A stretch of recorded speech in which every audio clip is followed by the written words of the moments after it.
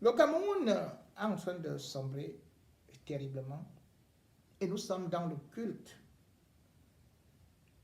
ou alors dans la promotion des personnes qui ne méritent même pas d'être présentées à la jeunesse. Puisque ce sont ces gens-là qui nous dirigent, mais c'est aussi eux qui sont de très très grands bandits.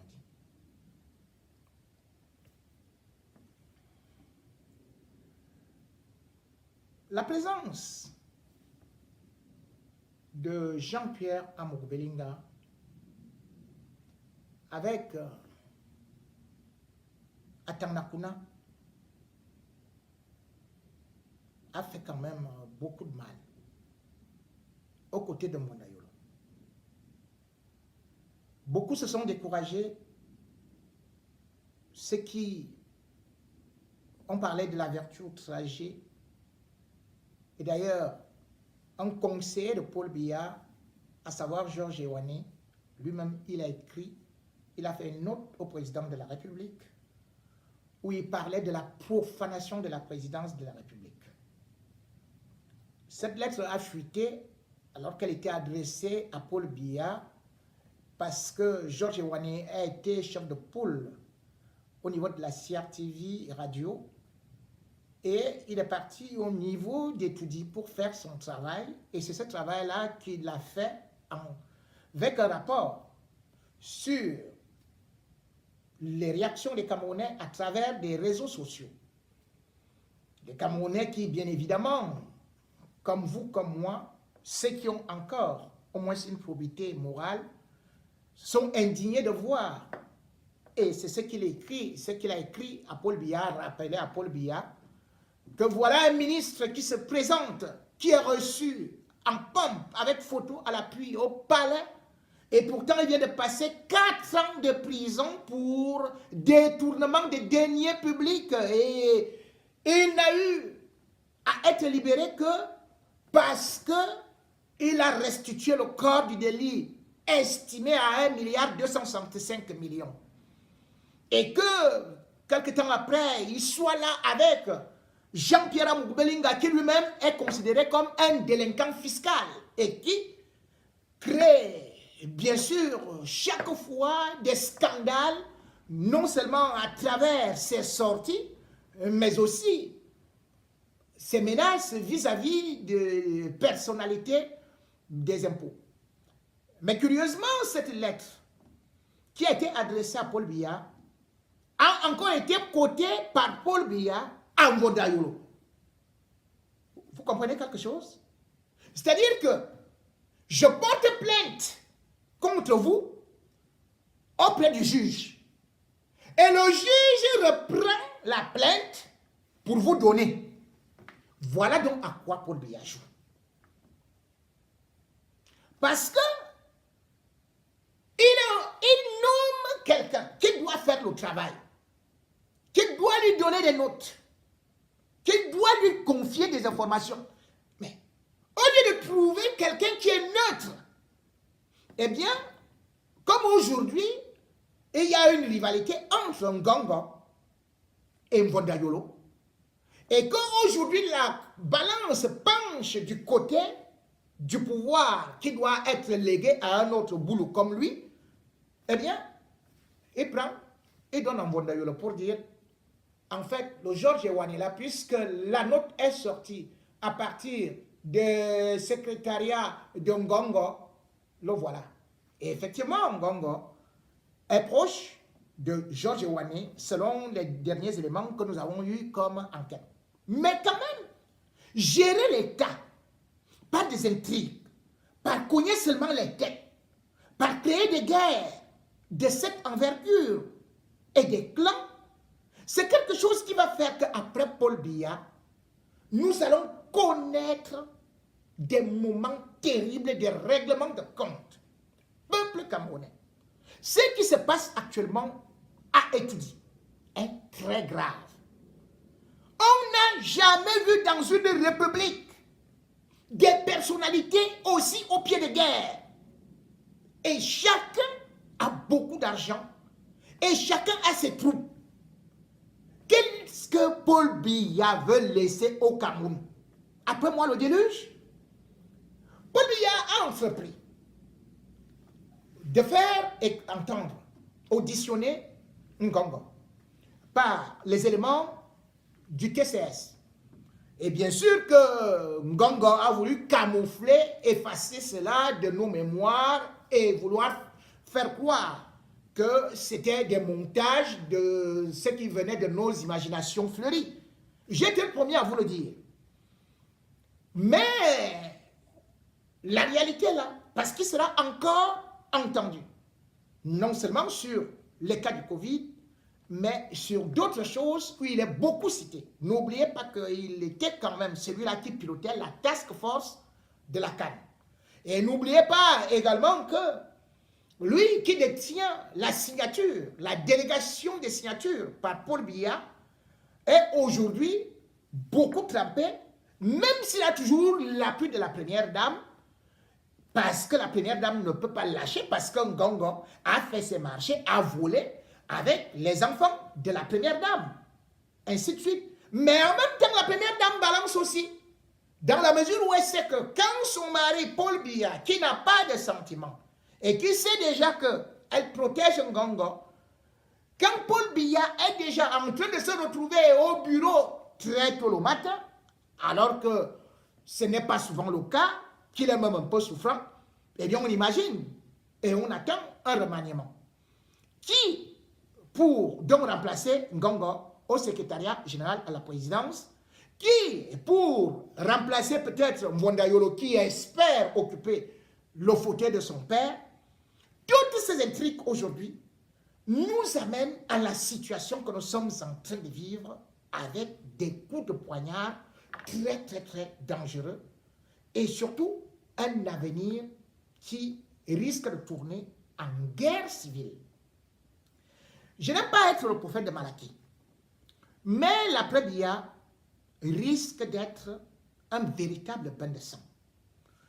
Parce que le palais est habité par les enfants de Satan, qui se détestent les uns les autres et qui veulent se manger comme des poissons. Moi, j'ai fait des enquêtes et j'ai dit, Mwandayolo, qui paraissait si lisse, est un homme de très mauvais réseau et qui punit la veuve, l'orphelin.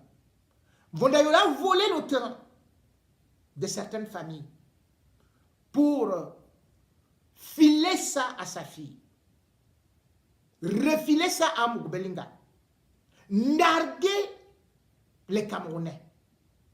Mwandayolo l'a fait.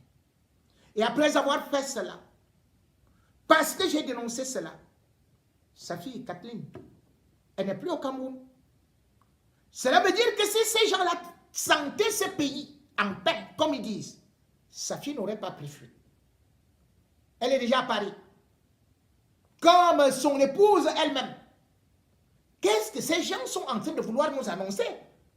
Lorsqu'on voit qu'ils mettent déjà leurs enfants et épouses à l'abri, ou alors leurs épouses et femmes ont préféré s'enfuir, cela veut dire qu'ils savent qu'il y a quelque chose de mauvais qui se prépare à être dit.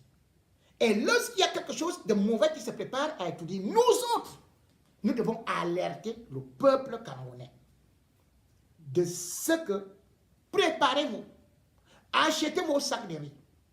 Chacun aujourd'hui a non seulement des doubles nationalités, mais aussi ils ont des passeports étrangers. Regardez par exemple Kathleen Mwandayolo. Lorsque vous prenez cette fille-là, elle a acheté le terrain sans travailler. Oui, papa a beaucoup d'argent.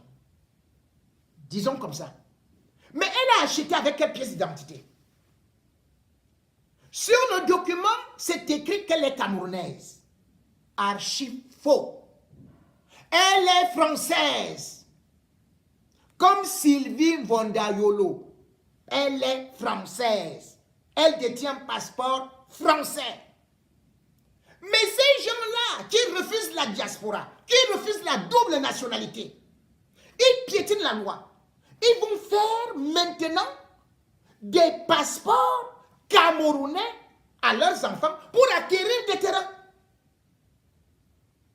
Et maintenant, pour voyager, elle ne demande pas le visa, elle prend le passeport français, elle monte dans l'avion. Quand Vondayolo me montre à quel endroit son épouse et sa fille ont demandé les visas.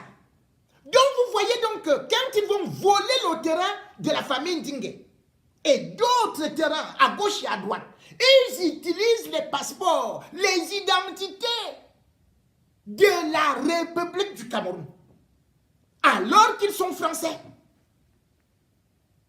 Et ils viennent se réfugier. Vondayol avait déjà fait sa société ici. Regardez aussi qu'à un certain temps, lorsque ça commençait à bouillonner,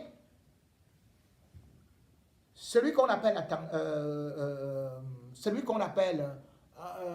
le SGPR, Ferdinand Gongo, lui aussi, il avait envoyé son épouse en Israël. Les temps sont mauvais.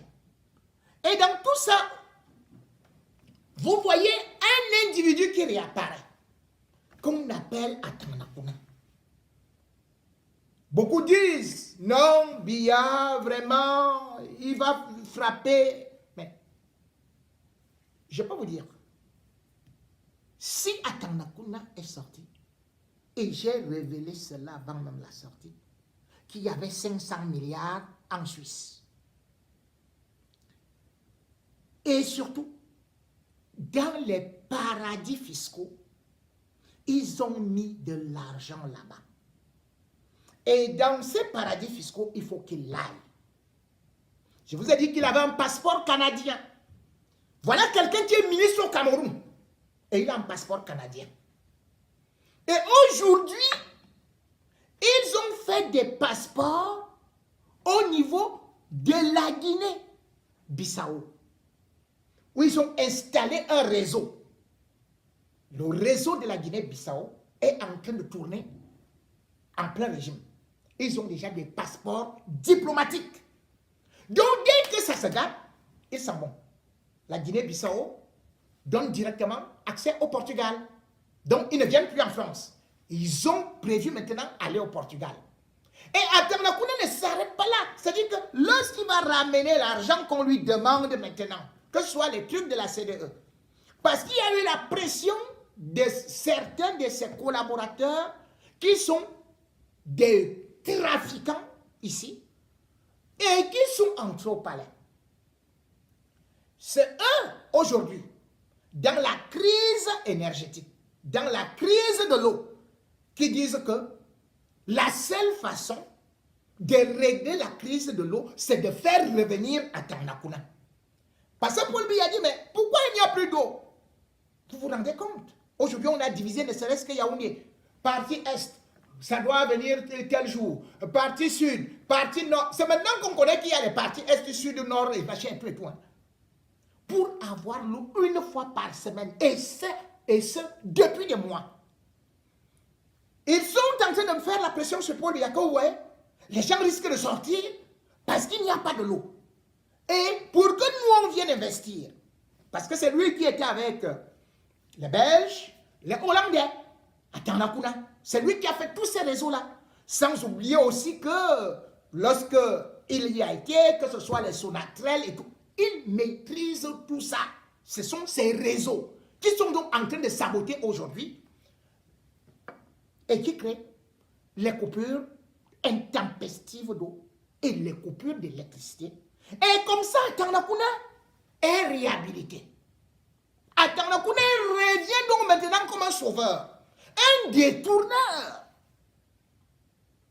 Et ce sont ces Européens, alors qu'on nous dit, oh, nous on est avec les Suisses, oh, Paul Biya ne veut plus les colons et tout et tout. C'est eux qui sont avec Paul Biya. C'est eux qui écrivent à Paul Biya. Et c'est avec eux que Vondayol traite pour dire qu'il faut faire revenir Atanakuna.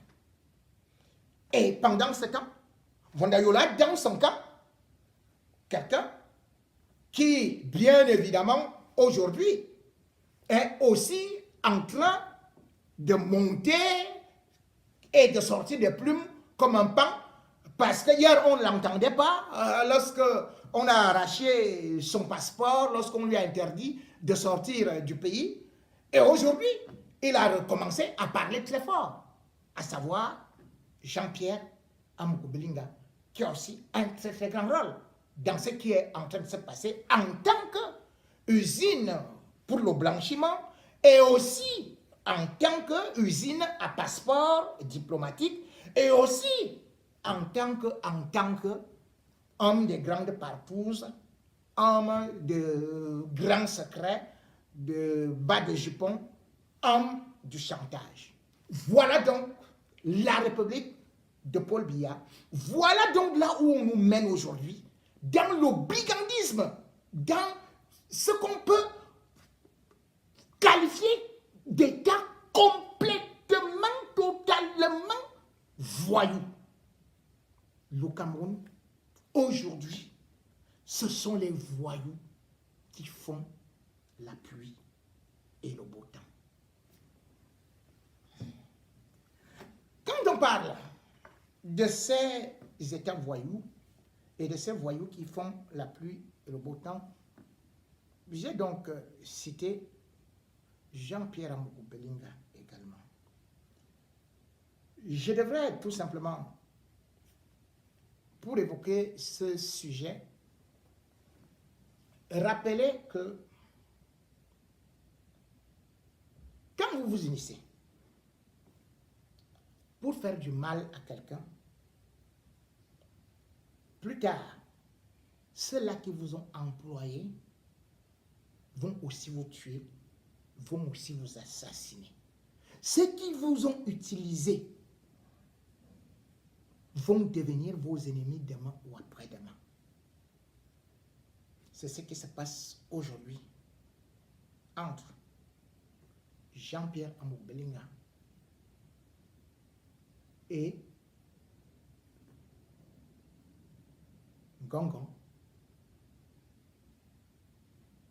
et Moutazé et un homme qui est son cousin, le cousin de Jean-Pierre Amougou Belinga, Joe de Nemvan. Vous connaissez qui est Joe de Nemvan? Je vous explique. Vous avez pu découvrir sur les réseaux sociaux une convocation adressée à un certain Joe de Nemvan, directeur d'Info Télévision, directeur d'Info Matin et directeur du journal La Météo. Ces journaux et cette télévision sont des instruments que Amougou Belinga a utilisés pour souvent diffuser de fausses informations contre moi, venant en soutien aux mensonges grotesques de Vision Mille Collines et ses reportages empiriques. Joe de Nemvan est donc le cousin, ou tout au moins l'ami intime de Jean-Pierre Amougou Belinga. Et eux tous ont fréquenté les mêmes personnes, ont assuré les mêmes coups. Et d'ailleurs, c'est dans ces journaux-là que tantôt on me qualifiait d'homosexuel, tantôt on me qualifiait de quelqu'un ayant été opéré de je ne sais où, dans n'importe quel hôpital. C'est dans ces journaux qu'on disait que j'étais marié à une vieille blanche, quoi là, je ne sais pas, Shell, je n'en sais rien. Ils ont donc fabriqué toutes ces histoires-là et ils étaient tout contents. Aujourd'hui, c'est maintenant Dieudonné Mvang qui comprend que Amougou Belinga est un vrai loup. Le 6 septembre 2022, le directeur d'Infovision, la chaîne de télé émettant sur Yaoundé, a été convoqué à la direction de la police judiciaire, porte 106. Il a tremblé et il n'est pas parti. Il a envoyé ses avocats, son avocat. Mais là-bas, on lui a dit de ne pas partir. Là-bas, on a dit à l'avocat que ce n'est pas lui qu'on voulait, mais qu'on voulait celui qui n'est pas parti et qu'il fallait qu'il revienne personnellement se présenter. Il sera donc auditionné selon la convocation qu'il cache le 20 de ce mois, le 20 septembre 2022. À la sortie de cette convocation, il prendra la direction de Kondengui, selon le plan préétabli par Jean-Pierre Amougou-Belinga. Jean-Pierre Amougou-Belinga a donc décidé de mettre son frère en prison. Pourquoi? Le prétexte utilisé est que Dieudonné Mveng avait pris un crédit auprès de sa société, enfin, auprès de sa caisse d'épargne qu'on appelle Vision Finance. Selon nos enquêtes, ce crédit s'élevait à 20 millions de francs CFA. Et c'était pour financer la chaîne de télévision Info TV ou Info TV. Ça dépend de vos appellations. Sur les 20 millions de francs, Dieudonné Mveng a remboursé 18 millions de francs CFA. Et maintenant, Amougou-Belinga lui dit, ce n'est pas ça que je veux, il te reste à rembourser 12 millions de francs CFA. Vous comprenez donc que là, il ne s'agit plus d'une affaire de dette. Parce qu'aucune banque au monde ne peut demander les ajouts de plus de 50%. Les intérêts de 50%. Même si vous allez à l'usure, on ne peut pas vous demander jusqu'à payer pour 20 millions de rembourser 30 millions. Voilà comment est-ce que Jean-Pierre Amougou-Belinga agit contre son propre frère. Quand je viens parler ici, on dit que c'est la jalousie. Et c'est avec son frère-là qu'il me combattait. C'est avec son frère-là qu'il tirait contre tous les autres bêtis et cambétis. Avant d'aller construire son immeuble volé là, sur le terrain d'autrui, et il va mettre écan. Voilà donc Jean-Pierre Amougou-Belinga qui cherche à mettre, qui va mettre son frère en prison. Mais la vraie raison, c'est quoi? Il y a 3 motifs. 1. Mveng. Aujourd'hui, Dieudonné, Jean-Pierre Amougou-Belinga soupçonne ou bien l'accuse qu'il s'est allié en Ngongo. Comme je vous ai dit que c'est une affaire de clan. On recrute des journalistes. Ils sont payés, c'est des journalistes à gage. Donc maintenant, Mveng a pris fait et cause pour Ferdinand Ngongo. Alors que, de l'autre côté, Amougou-Belinga a pris fait et cause pour Motazé, Mvondayolo, et que maintenant, il accuse Mveng d'aller le trahir. Voilà donc le vrai problème. Et il a dit dans leur réunion, comme maintenant il est avec Ngongo, et comme Ngongo va partir là, je verrai comment, qui va financer ça. Comme Ngongo lui donne de l'argent pour venir payer la dette, n'est-ce pas? J'ai dit, il disait que lui aussi il va revenir avec moi. Il va alors voir Ngongo. Je vais voir comment il va faire maintenant. Moi, je vais fourrer mes mbok. Moi, je vais fourrer mes mbok. On va mettre en Kondengui là-bas, il va d'abord dormir au Kosovo. Voilà les projets contre son frère. Dans la lutte des clans, comme j'ai dit. Et ce qui est le plus énervant chez lui, c'est que dans cette optique, dès qu'il a vu Mveng tourner le dos, pour aller soutenir Ngongo, eh bien, qu'est-ce qu'il a fait? Première des choses, il a d'abord coupé le câble, Canal Sat. Canal Sat, par ses relations, il a réussi à faire que ça n'émette plus. Mais le crime de lèse-majesté, c'est que Parfait Aïssi a passé le temps à chanter les louanges d'Amougou Bellinga. Parfait Aïssi a été utilisé pour insulter Obama lorsque Jean-Pierre Amougou Bellinga l'a chassé. Je vous rappelle bien que Parfait Aïssi, c'est un gars bêtis. Hein? Je vous rappelle bien que Obama, c'est un gars bêtis. Hein? Donc un gars écran. Parce que jusqu'à présent, quand on dit que oui, c'est le seul qui aide les bêtis et tout. Voilà comment est-ce qu'il a fait. Maintenant, Aïssi est parti chasser les rapalmistes. Aïssi a commencé à souffrir. Aïssi a commencé à maigrir. Et le même Aïssi a été exploité, livré par Amougou Bellinga chez ses amis, un Sud-Africain. C'est ce Sud-Africain-là qui va donner le sobriquet de perfecto à Parfait Aïssi. Parce qu'il aimait quand Parfait Aïssi balançait les fesses. Vous voyez, Parfait Aïssi mettait toujours les cintrés là.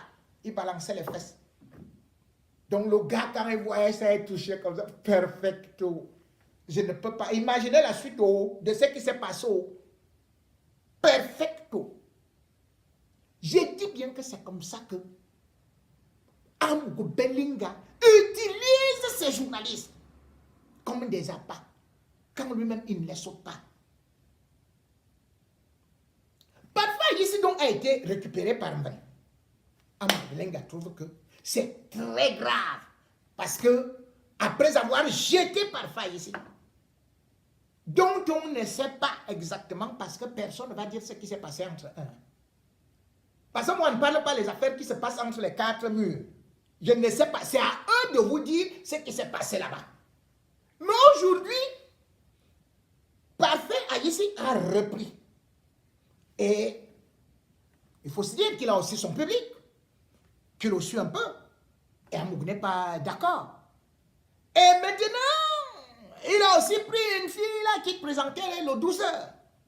Puis c'est dès qu'il a commencé à faire le harcèlement à son cousin, qui est aussi de la même foi qu'on a, eh bien,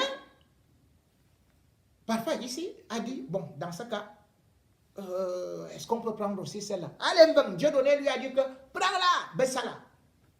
Et Bessala allait demander aussi aux hommes là ce qu'ils faisaient, enfin, moi, je ne parle pas. Je vous ai dit que les affaires entre quatre murs là, je ne parle pas. C'est elle qui présentait le journal de 12h.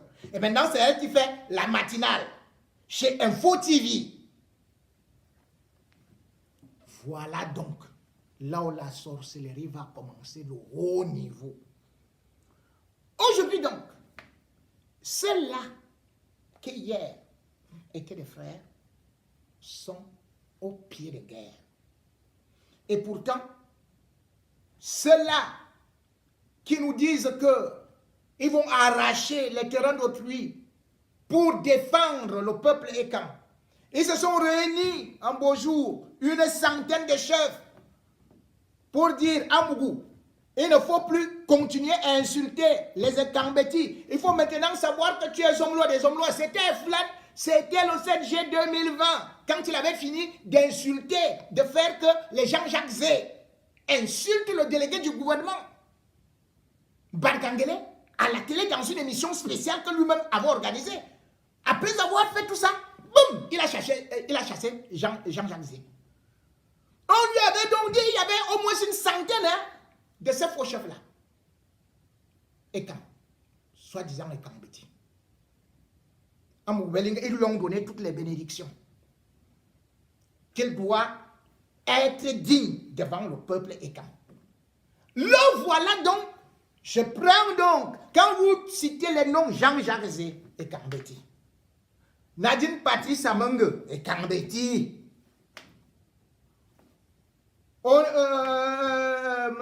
Parfait ici et Kambeti. Dieu donné, et Kambeti. Ernest Obama et Kambeti. Bessala et Kambeti. Ngongo, même qu'il poursuit, et Kambeti. Mais, quels sont ces hommes-là? C'est à peu près comme si on vous disait que la reine d'Angleterre met tous ses enfants en prison parce qu'elle veut régner seule sur terre. C'est comme si on vous disait un chef, au lieu de protéger ses gens, il expose ses gens, les vend, les assassine, fait tout ce qui est gravement méchant. C'est pour cela que j'ai toujours dit, ce qui est en train de se passer aujourd'hui, ça ne sert pratiquement à rien parce que le Cameroun a plusieurs ethnies. Et nous ne pouvons pas bâtir un pays sur le socle ethnique, sur le socle tribal. Tous ceux qui sont en train de mijoter cela sont les ennemis de la nation. On ne peut pas aujourd'hui, dans un pays où Amadou Ahidjo nous a appris à vivre ensemble, en créant la République unie du Cameroun, être aussi divisé aujourd'hui. C'est pour ça que je dis, avec Amougou Belinga, ça ne vaut pas la peine. Et que lui est l'incarnation de la division du peuple et Kambeti.